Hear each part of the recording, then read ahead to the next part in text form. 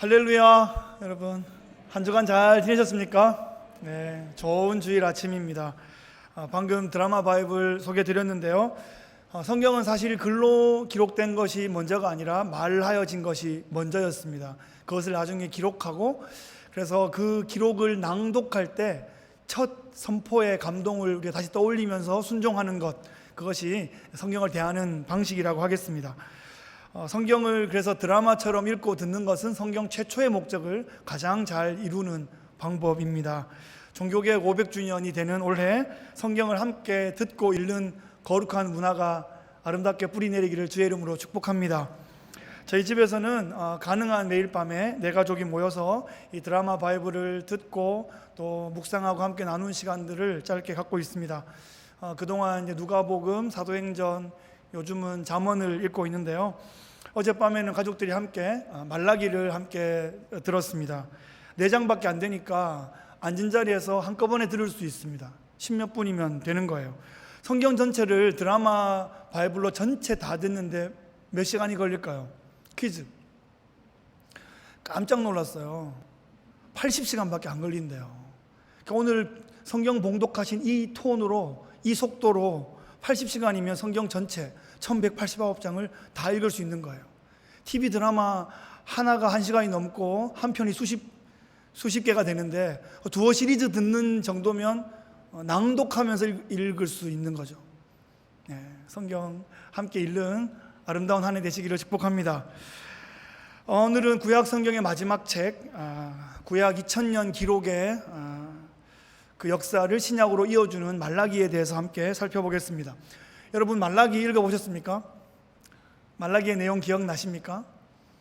뭐가 말랐다고 말라기가 아니라, 뭐 하지 말라고 말라기가 아니라, 또 많은 성도님들이 기억하시는 것처럼 11조 내면 복 받는다, 그것이 말라기의 핵심이 아닙니다. 드라마가 진행되다가 한 씬이 바뀌는 것도 중요한데 이 큰 대화 드라마의 전반부와 후반부가 전환되는데 얼마나 중요하겠습니까? 그런 관점에서 우리가 말라기를 이해하게 되면 신약을 우리가 설레는 마음으로 아주 짜릿한 감동으로 대할 수 있게 될 것입니다. 인류 역사가 기다려온 구원자, 그 예수 그리스도가 오시기 전 마지막 예고편인 말라기를 여러분에게 소개합니다. 말라기의 시대에는 유대 백성들이 바벨론 포로로 끌려갔다가 70년 만에 고향으로 돌아와서 그 이후에도 수십 년이 지난 때를 배경으로 하고 있습니다. 느헤미야가 예루살렘의 총독으로 일하던 그때와 시대적으로 중첩됩니다. 수십 년간의 바벨론 이민 생활을 정리하고 다시 고향으로 돌아갈 때 그들에게는 꿈이 있었습니다. 성전이 재건되고 성벽이 재건되면 여호와의 축복이, 특별히 물질적인 축복이 엄청나게 쏟아질 것을 기대했습니다. 그런데 막상 닥친 현실은 너무나 혹독했습니다. 성전을 재건하는데도 많은 대적들의 방해가 있었습니다. 중간에 한번 중단되었다가 우여곡절 끝에 성전을 완공했습니다. 그런데 성벽이 여전히 무너져 있었고, 그래서 페르시아 제국의 유대인 3세 고위 관리였던 느헤미야가 고향 땅에 총독으로 와서 이 예루살렘 성벽을 재건하게 되죠. 그리고 학사 겸 제사장이었던 에스라와 함께 수문 앞, 그 워터게이트 앞에서 큰 부흥 집회를 열고 그들이 회개하고 정말 축제 예배를 드리며 이제 정말 회복하고 하나님의 은혜가, 물질적인 축복이 임하겠다, 그렇게 생각했는데 여전히 하나님의 은혜가, 축복이 잘 임하지 않고 있습니다. 실직자들은 계속 늘어나고 있고 페르시아에 바칠 조세는 계속 늘어나고 있고 레위인들도 생계가 안 되어서 농업에 종사하게 되었습니다. 심지어 백성들이 자기 자녀들을 노예로 파는 지경에 이르게 되었습니다. 외교적으로는 페르시아의 눈치를 계속 보고 있고 에돔도 계속 요단강 건너편에서 이렇게 귀찮게 하고 있고, 사마리아 사람들이 집요하게 유다 백성들, 특히 유다 지도자들을 괴롭히고 있었습니다. 백성들의 신앙생활은 매너리즘에 빠졌고 경건함도 잃어버렸고 성전 제사는 형식만 남아있을 뿐 경건의 능력은 사라진 그런 예배가 되어버렸습니다. 특별히 가정이 무너진 것에 우리가 주목해야 됩니다. 가장의 권위가 남용되었고 아내들은 서러워서 울고 있고 자녀들은 집을 나가고 있습니다. 가정에서 서로 언어가 통하지 않고 신앙이 전수되지 않고 서로를 향한 사랑과 존경이 완전히 무너지고 말았습니다. 고향으로 돌아온 백성들은 너무나 실망하였습니다. 그래서 하나님께 원망하기 시작합니다. 하나님, 우리가 성전도 지었죠. 우리가 성벽도 지었죠. 우리는 이방신들 다 버렸어요. 제사 꼬박꼬박 드리죠. 이런 힘든 와중에도 얼마나 애쓰고 있는데 도대체 이게 뭡니까? 하나님 우리를 사랑하시기나 하시는 겁니까? 아니 도대체 계시기나 하시는 겁니까? 하나님께 이렇게 막 반항하고 있어요. 그럴수록 그 시대와 문화는 더욱더 참담함에 빠져가고 있습니다. 바로 그때 말라기 선지자가 등장한 것입니다. 이 말라기 선지자의 이름은 나의 사자, 나의 메신저라는 뜻입니다. 이름이 되게 거창해요. 하나님의 사자, 이런 이름을 지은 거죠. 한국어로 들을 때는 그렇게 큰 스케일이 떠오르지 않습니다. 말라기. 그런데 이게 히브리어로는 엄청난 스케일이 있다는 걸 기억하셔야 돼요. 나의 사자. 그 말라기가 그 시대 가운데, 그 패역한 시대 가운데 등장해서 그 시대를 강력하게 경고하고 있습니다. 말라기의 주 타겟은 제사장들이었습니다. 이 제사장은 하나님과 사람 사이의 중보자였습니다. 죄인인 인간이 하나님께 바로 나가지 못하기 때문에 제사장이 하나님께 나아가면 온 백성이 그 제사장을 통하여 하나님께 나가는 그런 컨셉이었습니다. 얼마나 존귀한 직분입니까? 구약 성경에는 제사장이라는 직분이 700번 이상 기록되어 있는 핵심적인 그런 직분입니다. 되고 싶다고 될 수 있는 것도 아닙니다. 레위 지파 중에서만 되고 그 레위인 중에서도 소수가 또 제사장으로 또 대제사장으로 그렇게 선택되는 것입니다. 대제사장은 자신의 이마에 여호와께 성결이라는 띠를 띠고 그렇게 성소를 섬겨야 했습니다. 그 직분이 그토록 숭고하고 고결했던 것입니다. 그런데 이 말라기 시대의 제사장들은 완전히 무너져 있었습니다. 그 숭고한 직분을 완전히 망쳐놓았습니다. 증거를 한번 대보겠습니다. 1장 6절 보시면 내 이름을 멸시하는 제사장들아, 나 만군의 여호와가 너희에게 이르기를 아들은 그 아버지를, 종은 그 주인을 공경하나니 내가 아버지일진데 나를 공경함이 어디 있느냐? 내가 주인일진데 나를 두려워함이 어디 있느냐 하나 너희는 이르기를 우리가 어떻게 주의 이름을 멸시하였나이까 하는도다. 제사장들이 하나님을 공경하지 않고 멸시하고 있다니 도대체 어떻게 된 일일까요? 어떻게 제사장이 그럴 수 있을까요? 하나님은 제사장의 그 행위를 지적했는데 제사장들은 인정하지 않고 있습니다. 우리가 언제 어떻게 주의 이름을 멸시하였나이까 이렇게 대꾸하고 있는 거죠. 정말 그럴지도 모르겠습니다. 정말 모르는 채로, 알고 지은 죄도 나쁘지만 모르고 지은 죄도 나쁜 거예요. 그 죄를 죄로 인식하지도 못한 채 계속하여 반복적인 죄를 짓고 있는, 더 심각할 수도 있는 상황이라는 것입니다. 7절 말씀 보시면 그 제사장들이 더러운 떡을 제단에 드리면서도 그것이 하나님의 영광을 가리운다는 것을 전혀 인식하지 못하고 있습니다. 하나님의 영광에 대한 인식이 제사장들에게 없는 것입니다. 여기서 더러운 떡이란 무슨 흙 묻은 떡을 말하는 게 아니겠죠. 그 준비하는 과정이 불결했을 것입니다. 그 준비하는 과정이 도덕적이지 못했을 겁니다. 나의 이기심으로 타인을 짓누르며 얻은 떡이었을지 모르겠습니다. 어쩌면 타인의 피눈물이 거기에 서려 있을지 모르겠습니다. 그런데 제사장들은 그 과정이야 어찌되었던 건 간에 제때 떡이나 따박따박 바치면 된다고 생각하고 있습니다. 제사장들의 수준이 그 정도였습니다. 8절에 보시면 희생제물을 바치는데 이 제물들의 눈이 멀었습니다. 절고 있습니다. 병들었습니다. 이것은 레위기법에 따르면 제사 드릴 그 희생제물로 적합하지 않습니다. 그런데 실수가 아니겠죠. 의도적으로 그런 것들을 바치고 있는, 그래서 하나님께서 악하다고 지적하고 있는 그런 상황입니다.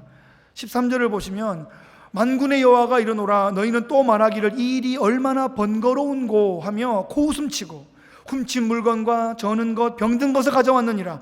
너희가 이같이 봉헌물을 가져오니 내가 그것을 너희 손에서 받겠느냐. 제사장들이 제사를 번거로워하고 있습니다. 제사를 코웃음칠 정도로 우습게 여기고 있습니다. 백성들이 그대로 보고 배우고 있는 거죠. 제사장들이 제사를 하찮게 여기는데 백성들이 존귀히 여길 이유가 있겠습니까?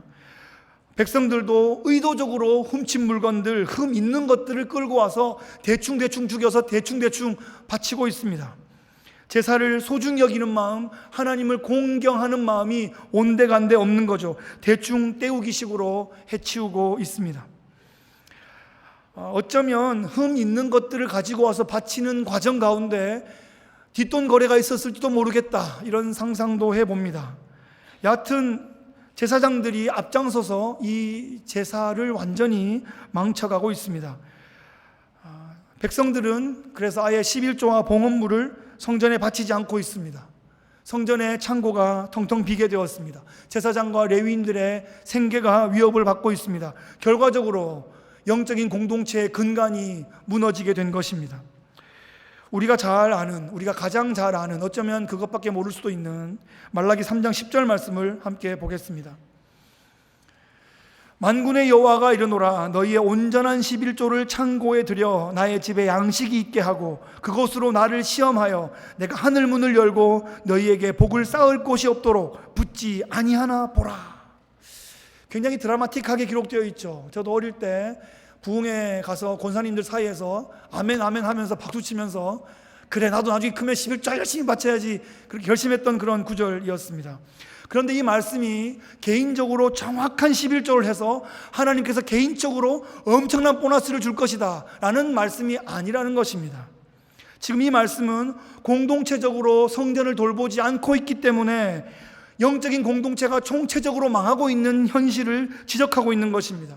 제사장과 레위인들의 생활이 무너지고 성전을 보수 유지할 비용이 없어서 성전이 황폐해지고 있고 더 이상 고아와 과부를 구제할 수 없는 그런 상태가 되어 있다는 것입니다.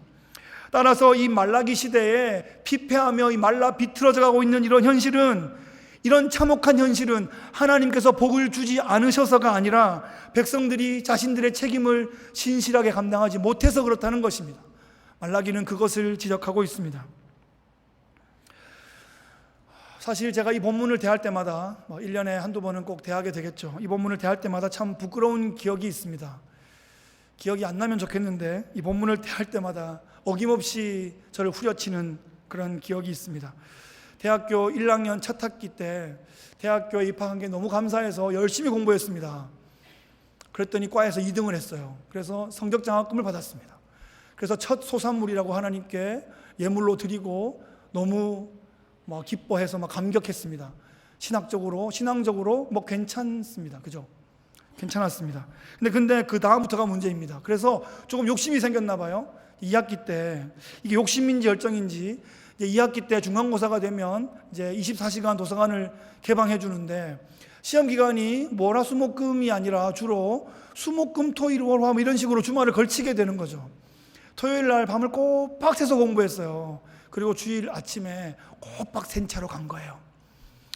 그래서 사도신경을 분명히 했는데 눈을 뜨니까 축도를 하고 있는 거죠. 목사님이 세 개씩길래 설교를 시작하시나 보다 생각했는데 갑자기 축도를 손을 막 드시는 거예요. 왜 저러시나 그랬더니 축도였습니다. 너무 부끄러웠어요. 옆에 권사님 계셨는데 하여튼 처음부터 끝까지 내리잔 것입니다. 정말 부끄러웠습니다. 그런다고 장학금을 탄 게 아니에요. 엄청 회개하고 다시는 그런 일이 없도록 제 평생의 지침이 되는 그런 사건이었습니다. 제사가 무너지자 영적 공동체의 근간이 무너지고 백성들의 가정이 가장 먼저 타격을 입게 되었습니다. 교회 예배가 무너지고 관계들이 무너지게 되면 가정이 심각한 영향을 받게 됩니다. 이 말라기의 시대는 페르시아 제국에서 이 세계화, 국제화의 시대를 경험했기 때문에 이들이 다시 예루살렘으로 돌아온 다음에 우리가 이렇게 피폐한 이유가 국제화를 하지 않아서 그렇다, 그러면서 국제 결혼을 통해서 국제화를 시도하게 됩니다. 사실 진정한 국제화는 신의 산 언약이에요. 출애굽기 19장 5, 6절 보시면 세계가 다 내게 속하였나니 너희는 내 말을 잘 듣고 내 언약을 지키면 너희는 모든 민족 중에서 내 소유가 되겠고 너희가 내게 대하여 제사장 나라가 되며 거룩한 백성이 되리라. 하나님은 열방을 구원하시기 위해서 이스라엘을 제사장 나라로 삼으셨습니다. 시내산 언약은 이스라엘만 선민으로 초sen 피플로 구원하시기 위해서 주신 것이 아니라 이스라엘을 제사장 나라로 삼으셔서 열방을 구원하시기 위해서였습니다. 그래서 시내산 언약은 처음부터 세계화의 전형이었어요. 그런데 이 제사장 제도가 세속적으로 타락하게 되고 이 제사 제도가 무너지자 백성들은 어이없게도 국제 결혼을 통해서 세계화를 꾀하게 됩니다. 말라기 2장 11절을 보시면 여호와께서 사랑하시는 그 성결을 욕되게 하여 이방신의 딸과 결혼했다라고 합니다.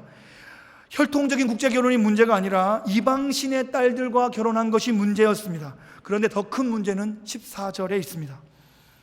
어려서 맞이한 아내, 여호와께서 증인으로 그 가운데 계셨던 그 아내 조강지처를 버렸다는 것입니다. 그랬더니 어떤 일이 벌어집니까? 13절 보시면 이 카메라의 앵글이 이 여인들의 눈물을 클로즈업하고 있습니다. 버림받은 여인들이 여호와 앞에서 눈물과 울음과 탄식으로 여호와의 제단을 가리우고 있어요. 내려주세요. 예를 들자면 이런 상황이에요. 이 남자가 젊은 이방 여인을 국제 결혼으로 이제 데리고 와서 이제 조강지처는 버렸어요. 그리고 폼나게 예배하고 있는데 그 예배가 하나님께 상달되지 않는 거예요. 그 이유는 그 남자에게 버림받아서 상처받고 깨진 마음으로 피눈물 흘리고 있는 그 여인의 눈물이 하나님의 응답을, 하나님의 임재를 가로막고 있다는 것입니다. 조강지처를 피눈물 흘리게 하고 관계를 다 깨뜨리면서 드리는 예배는 예배가 아닌 것입니다. 당시 유다 총독 느헤미야의 보고에 따르면 유다 사람들은 아스돗과 암몬과 모압 여인들을 아내로 삼았습니다. 그랬더니 자녀들이 유다 모국어를 하지 못하는 거예요. 이방 족속들의 말만 하면서, 그래서 이제 신앙 전수가 되지 않고 가정 교육이 완전히 무너지고 있다라고 보고하고 있습니다. 사실 백성들의 죄보다 제사장들의 죄가 훨씬 더 심각했습니다. 백성들은 제사장들 하는 거 보고 따라했는데요 라고 항변할 수도 있는 거예요. 제사장들은 공동체를 향하여 예배를 경건하게 드리는 모델을 보여주고 가정을 경건하게 섬기는 모델을 보여줬어야 됐는데 그렇게 하지 못했다는 것입니다. 느헤미야 13장에 보면 당시에 대제사장 엘리야십의 가문이 호론 사람 산발랏과 사돈 관계를 맺었습니다. 유대의 유력 가문과 결탁한 암몬 사람 도비아에게 성전에 있는 큰 방을 하나 내어줄 정도로 아주 타락해버리고 말았습니다. 제사장 가문이 앞장서서 제사를 무시하고 결혼관계를 오용하기 시작하면서 온 백성들이 제사를 하찮게 여기고 결혼의 언약을 깨뜨리기 시작했습니다. 총체적인 난국입니다. 도대체 어디서부터 어떻게 회복해야 하는 것일까요? 유다 백성들이 사실 어떻게 할 수 있는 것이 없습니다. 우리 안에는 소망이 없어요. 구원이 필요한 거예요. 그래서 하나님께서 직접 오셔서 회복시키겠다, 그렇게 약속하십니다. 하나님께서 임재하시는 날, 여호와의 날, 그날만이 유일한 소망이 되는 것입니다. 3장 1절 말씀 보시면 만군의 여호와가 이르노라, 보라 내가 내 사자를 보내리니 그가 내 앞에서 길을 준비할 것이요 또 너희가 구하는 바 주가 갑자기 그의 성전에 임하시리니 곧 너희가 사모하는 바 언약의 사자가 임하실 것이라. 여기서 우리가 두 가지를 확인할 수 있습니다. 성전에 갑자기 임하시는 주님, 언약의 사자가 있고 그 언약의 사자가 오기 전에 보내시는 나의 사자가 있다는 것이에요. 그래서 본게임이 있고 그 앞에 예고편이 있다는 것입니다. 여호와의 날, 그날은 본게임인데요, 그날이 임하게 되면 어떤 일이 벌어지는가? 3절 말씀 보시면 그가 은을 연단하여 깨끗하게 하는 자 같이 앉아서 레위 자손을 깨끗하게 하되 금, 은같이 그들을 연단하리니 그들이 공의로운 제물을 나 여호와께 바칠 것이라. 그러니까 여호와의 날의 타겟은 레위 자손들인 거예요. 제사장들인 거예요. 영적인 지도자들입니다. 그들을 깨끗하게 연단해서 영광스럽게 회복시키는 겁니다. 그래서 온 백성이 더 이상 더러운 떡이 아니라, 아주 흠 있는 제물이 아니라 공의로운 제물을 여호와께 바쳐드리는 순결한 예배 공동체로 회복된다는 것입니다. 하나님은 우리를 망하게 하시는 분이 아니라 여호와의 날을 통해서 우리를 치유하고 회복시키시고 구원시키시는 그런 구원의 하나님이십니다. 여호와의 날은 하나님의 나라가 완성되는 그런 영광스러운 날인 것입니다. 할렐루야. 네. 그런데 그 여호와의 날은 이중적입니다. 심판과 구원이 동시에 일어나는 날인 거죠. 오늘 우리가 처음 읽은 4장 1절 말씀 보시면 만군의 여호와가 이르노라 보라 용광로 불같은 날이 이르리니 교만한 자와 악을 행하는 자는 다 지푸라기 같을 것이라. 그 이르는 날에 그들을 살라 그 뿌리와 가지를 남기지 아니할 것이다. 이 무서운 심판의 그림이 보여지고 있습니다. 둘 다 용광로인데요, 어떤 용광로에는 금은이 재련되고 있고 어떤 용광로에는 초계같이 지푸라기같이 타고 있는 상황이 벌어지고 있습니다. 종이 한 장 차이인데요, 어떻게 이것을 우리가 이해할 수 있을까요? 한편은 영광스럽게 회복시키기 위해서 연단하고 있고 한편은 철저하게 심판하는 장면입니다. 그 심판과 회복을 가르는 기준은 경고의 말씀을 듣고 반응하는가의 여부에 달려 있습니다. 말라기의 시대는 참으로 패역했지만 하나님의 그 선지자, 나의 사자 말라기의 경고를 듣고 있는 백성들은 희망이 있는 것입니다. 이 말씀을 듣기조차 거부하는 자는 자신들이 그 회복의 소망이 없이 철저한 심판을 당하게 될 것이지만 엎어지고 깨지고 그렇게 망그러지고 있을지 몰라도 이 경고의 말씀을 듣는 자는 회복의 소망이 있다는 것입니다. 2절 말씀 보시면 내 이름을 경외하는 너희에게는 공의로운 해가 떠올라서 치료하는 광선을 비추리니 너희가 나가서 외양간에서 나온 송아지같이 뛰리라. 상처받은 거 다 아세요. 그래서 치료하는 광선을 발하신대요. 우리의 상처를 싸매주신대요. 우리의 묶임을 풀어주신대요. 자유케 하는 복음을 주신대요. 그래서 우리가 외양간에서 나온 송아지처럼 기뻐 뛰는 그 영광을 우리에게 주신다는 겁니다. 하나님께서 회복시키십니다. 결국 우리를 회복시키실 겁니다. 그것을 믿는 겁니다. 여호와의 날은 우리를 심판하시는 날이 아니라 우리가 여호와께 귀 기울이는 한 우리를 회복시키시는 영광의 날, 구원의 날이라는 것입니다. 우리가 어떤 모습으로 회복될지 준비된 영상이 하나 있습니다. 한 1분짜리 영상을 한번 보시겠습니다.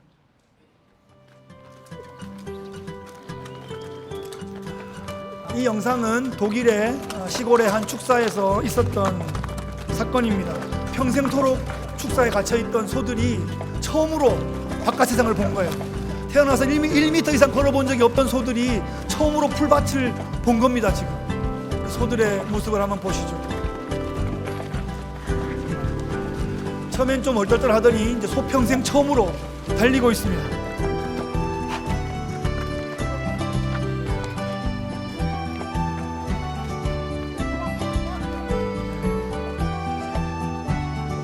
어떤 소들은 저 봐요, 풀밭에 얼굴을 막 비비고 있잖아요.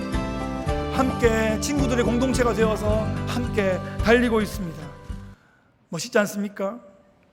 사랑하는 성도 여러분, 여호와의 날이 이를 것입니다. 그날은 분명한 사실입니다. 알파이신 하나님께서 분명히 오메가로 종결하실 겁니다.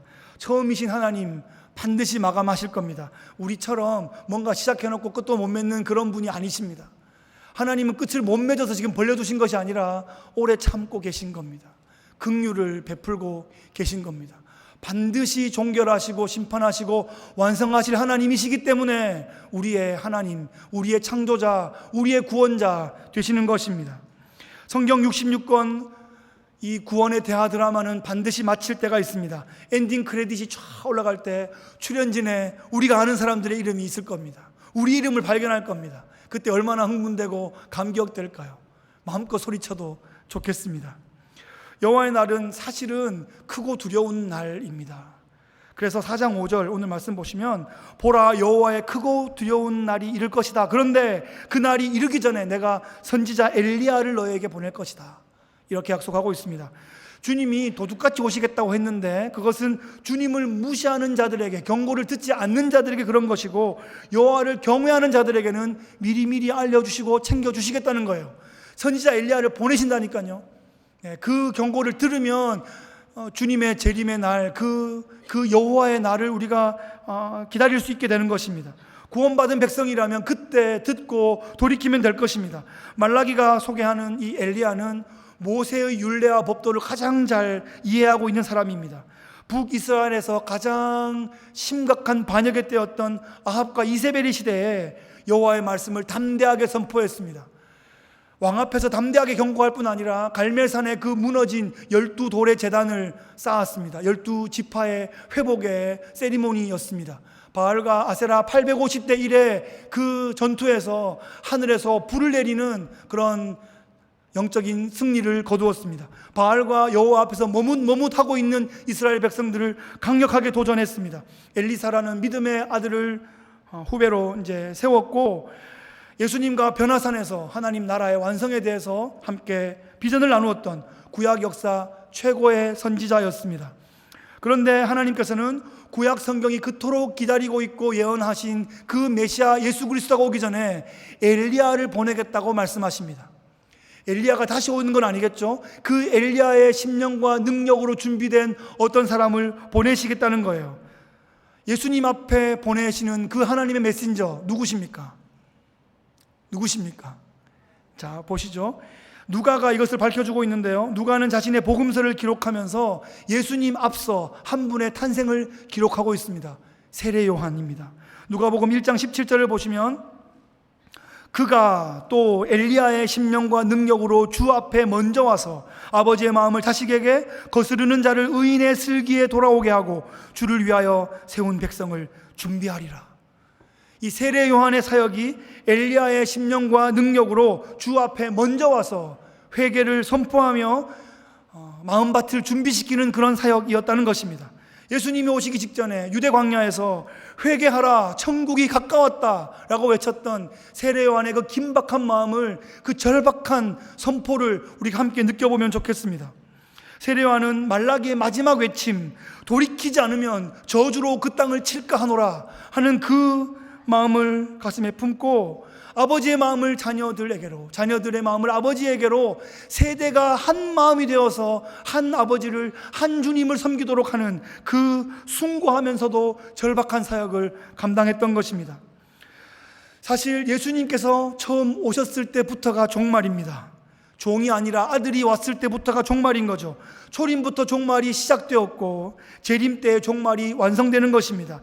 예수님의 초림에 세례 요한이 그 오실 예수님의 길을 준비했다면, 예수님의 재림을 기다리는 지금 누가 그 예수님의 다시 오심을 준비하실 것입니까?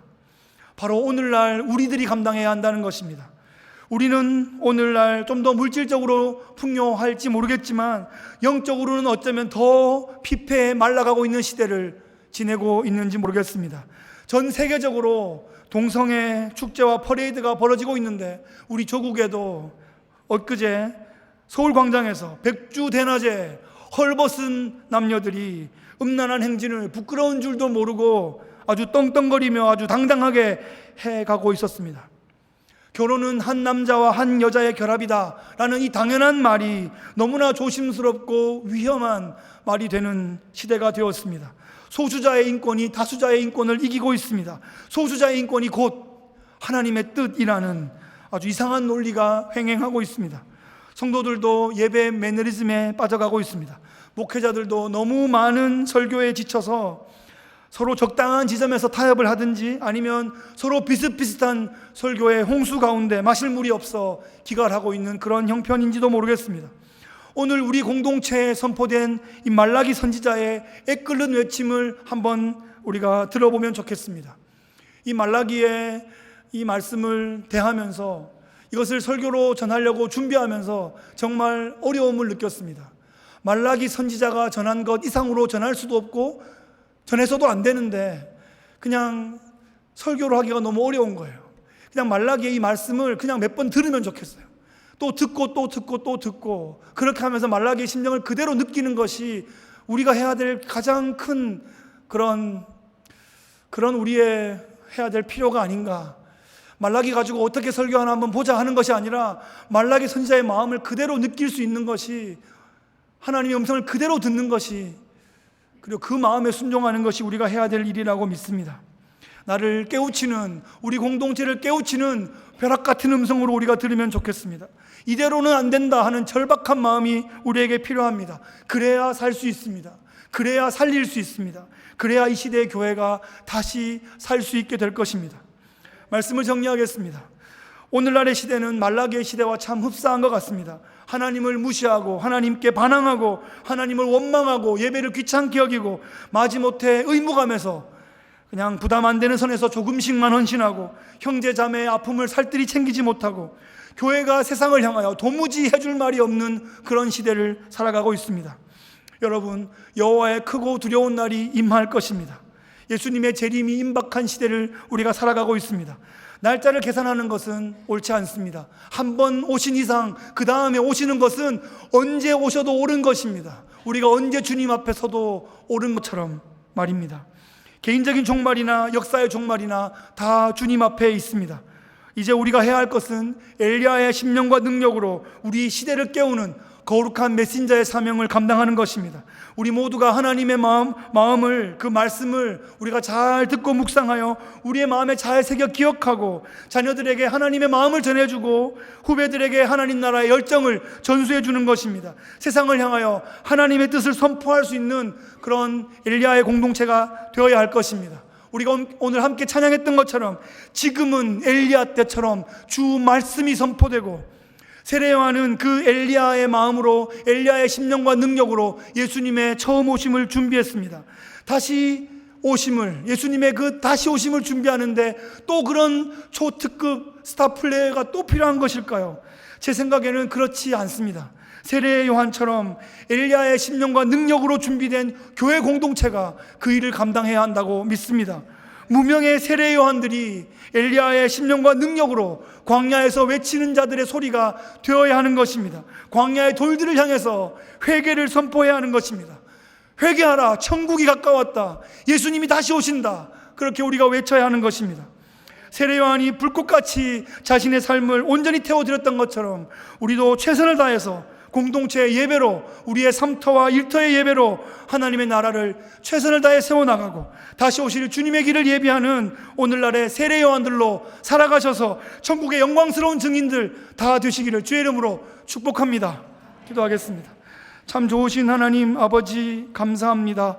두렵고 떨리는 마음으로 말라기 선지자의 그 선포를 듣습니다.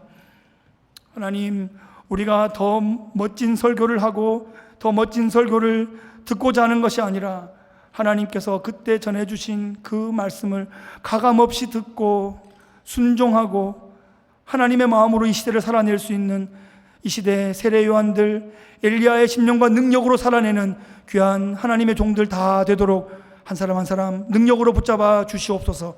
감사드리며 예수님의 이름으로 기도합니다. 아멘.